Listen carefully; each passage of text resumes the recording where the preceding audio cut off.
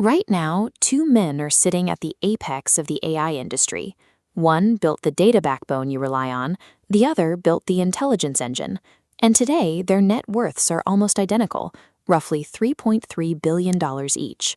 The similarities end at the balance sheet.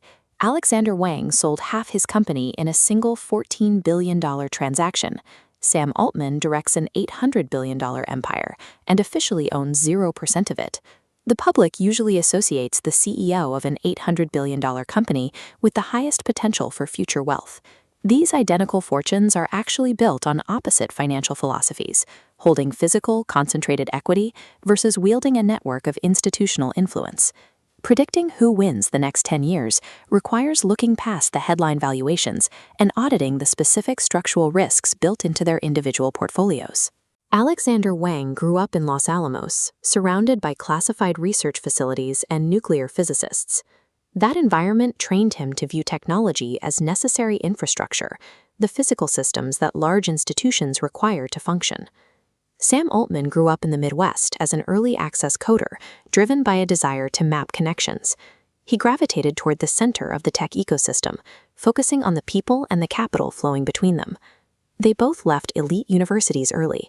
Wang dropped out of MIT to build Scale AI, a singular logistics operation for data labeling.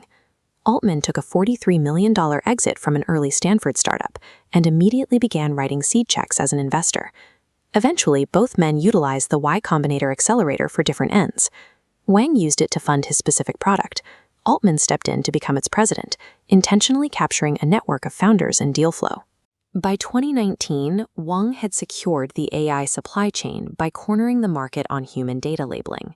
Meanwhile, Altman had secured a position at the center of Silicon Valley's capital network. They demonstrated two different blueprints for generating billions. In 2025, the scale of Wang's strategy became clear. Mark Zuckerberg's Meta purchased a 49% stake in Scale AI for $14.3 billion. Wang's wealth sits here. From Scale AI's $29 billion valuation, he took $14.3 billion in cash, retaining 51% ownership. Altman leads OpenAI, valued at $800 billion, but holds zero equity, taking a $76,000 salary. His $3.3 billion net worth is distributed across a portfolio of early venture bets made outside of OpenAI, including pre-IPO stakes in Stripe and public holdings like Reddit. Wang's fortune is a concentrated block of realized cash and retained operational control. Altman's fortune depends on the future compounding success of external startups. Both men currently hold vulnerabilities that the broader market often ignores. By taking the Meta deal, Wang became an employee. If Zuckerberg's priorities shift away from the current superintelligence mandate, Wang's influence inside that $2 trillion machine is significantly reduced. Scale AI's valuation is also tied to geopolitics. They hold over $100 million in contracts with the U.S. defense apparatus. If military spending priorities shift, a critical revenue stream for Scale AI evaporates. Altman's risks are political. Congress is currently investigating the overlap between OpenAI's corporate capital allocation and Altman's personal venture portfolio, specifically regarding investments in Helion Energy. Because Altman lacks direct equity in OpenAI, a boardroom fallout or a failed transition to a conventional for-profit structure could remove him from the company that provides his primary leverage. Wang risks the depreciation of a single massive asset, while Altman faces the possibility of being severed from his primary source of institutional credibility.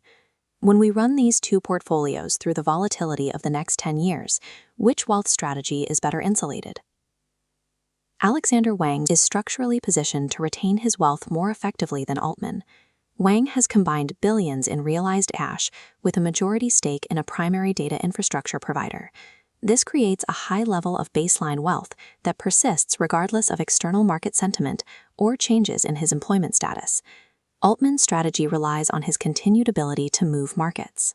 Without equity in the company he leads, his net worth is susceptible to boardroom changes and the varying performance of unrelated startups that he does not control. Institutional influence is a tool for opening doors, but when the dust settles, two men are currently dictating the future of artificial intelligence, and they are placing wildly different bets on how that future gets monetized: Alexandr Wang and Sam Altman. Right now, they are sitting at the exact same starting line. Both executives have an estimated net worth of roughly $3.3 billion today. But if you run the numbers forward to 2035, those financial trajectories split completely. Depending on which underlying AI model succeeds, these two could end up anywhere from a respectable $6 billion to north of $200 billion. Altman is running a high-variance strategy. He is focused entirely on the intelligence itself, racing to build artificial general intelligence as a mass consumer product. Wang is taking the exact opposite route. He's betting on the infrastructure, securing massive B2B defense contracts, organizing the raw data labeling pipelines, and locking down the computing power required to make any of this work. For anyone looking at where to put their money over the next decade, this creates a strict dilemma.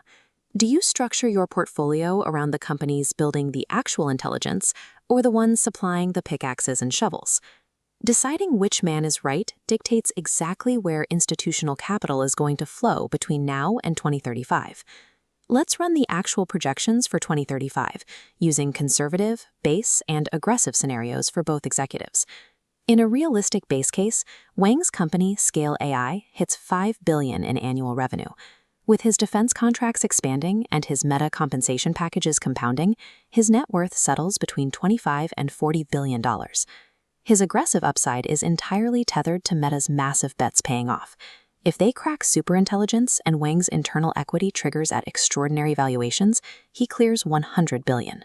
Altman's base case requires an OpenAI public offering valuing the company near $1 trillion. If he negotiates even a small percentage of equity before that IPO, he walks away with $30 to $60 billion. This chart plots their wealth models. Wang sits in a lower-risk, steady revenue position, while Altman operates in a highly volatile, equity-dependent zone. With legal roadblocks, Altman drops to $6 billion, but if AGI is achieved, his net worth rockets past $200 billion.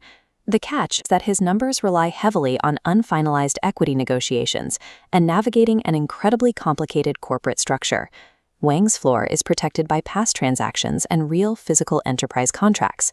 Altman is betting that a complex series of future variables will align perfectly in his favor. There is a secondary factor that overrides all of these financial models. Over the next decade, governments in the US, Europe, and China are going to draft legislative frameworks that manually decide which of these AI models is allowed to operate. Wang is actively lobbying to frame his infrastructure as a vital asset for American military competitiveness, working to lock down his defense revenue. Altman has countered by making OpenAI synonymous with public safety and alignment, working directly with lawmakers to build institutional trust. The risks here are binary. Legislation that restricts the military application of AI would severely damage Wang's core business. Rules targeting nonprofit to for-profit conversions would directly hit OpenAI's structure. Success in the 2030s depends on regulatory precision. The winner is the executive who navigates the government landscape effectively enough to avoid restrictive legislation. Both of these companies built their leads on perfect market timing, and those initial advantages are already starting to shrink. For Wang, the primary threat is synthetic data. As AI models become capable of generating their own training data, the need for Scale AI's massive human labeling pipeline drops significantly. Altman faces severe market fragmentation. Competitors at Google, Meta, and Anthropic are rapidly closing the capability gap, threatening ChatGPT's early consumer dominance. The hardware and software in this space evolve so aggressively that the competitive advantages of today's tech giants are constantly breaking down. Because no individual can accurately predict the pace of this progress, assuming that constant disruption will happen is a safer bet than assuming today's leaders will hold their ground. So here is the final verdict on the numbers. If everything goes according to plan, Altman wins the absolute wealth race, driven by a potential $70 billion equity stake in OpenAI. However, Wang has built a far more protected financial foundation. In an industry where the technology turns over every 6 months, his wealth is secured by existing infrastructure and realized contracts, which brings us back to your specific strategy. The moves these two executives make are actively mapping out how retail investors should allocate their portfolios. If you believe Wang's infrastructure approach wins, the smart money moves toward traditional sectors that aggressively adopt AI tools. Think logistics companies, major defense contractors, and large healthcare systems. On the other hand, if Altman successfully commercializes artificial general intelligence, you need to prepare for autonomous agents to replace millions of workers performing routine cognitive desk jobs. This scorecard breaks it down. You want to buy into the infrastructure providers and aggressive corporate adopters on the left, and minimize exposure to industries heavily reliant on routine cognitive labor on the right. The next 10 years of wealth creation come down to a single decision you can make today. You just have to decide whether the machine powering the AI or the intelligence acting as the AI will truly run the future economy.